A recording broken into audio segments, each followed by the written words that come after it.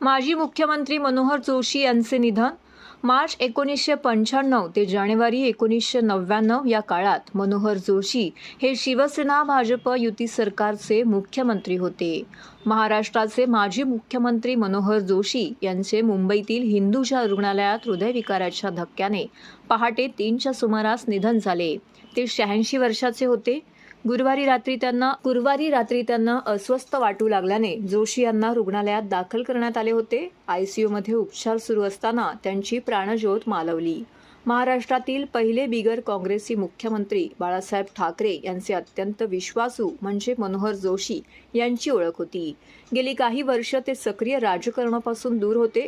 सुरुवातीला माधुकरी, त्यानंतर मुंबईतून येऊन शिकवणी वर्ग, कोहिनूरची स्थापना, 1976ला मुंबईचे महापौर, मार्च 1990 ते डिसेंबर 91 विधानसभेचे विरोधी पक्षनेते, मार्च 1995 ते जानेवारी 1999 या काळात राज्याचे मुख्यमंत्री, ऑक्टोबर 99 ते मे 2002 केंद्रात वाजपेयी सरकारमध्ये केंद्रीय उद्योग मंत्री, मे 2002 ते ऑगस्ट 2004 लोकसभेचे अध्यक्ष असा त्यांचा चढता प्रवास राहिला.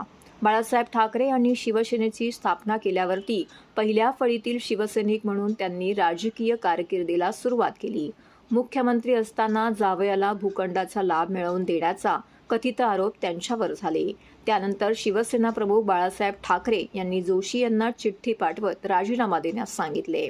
तेव्हा तात्काळ आदेश मानत जोशी यांनी मुख्यमंत्रीपदाचा राजीनामा दिला. ही नाट्यमय घटना त्यानंतर अनेक महिने चर्चेचा विषय ठरली होती. ऑक्टोबर 2013च्या शिवाजी पार्क येथे झालेल्या दसरा मेळाव्यात मनोहर जोशी यांच्या विरोधात शिवसैनिकांनी जोरदार घोषणाबाजी देखील केली होती. नोव्हेंबर 2012ला बाळासाहेब ठाकरे यांचे निधन, त्यानंतर त्यांच्या स्मारकाचा विषय, त्यावर केलेली टिप्पणी यामुळे मनोहर जोशी यांना शिवसैनिकांनी लक्ष्य केले होते. तर दुपारी दादर स्मशानभूमीत मनोहर जोशी यांच्या पार्थिवावरती अंत्यसंस्कार करण्यात आले.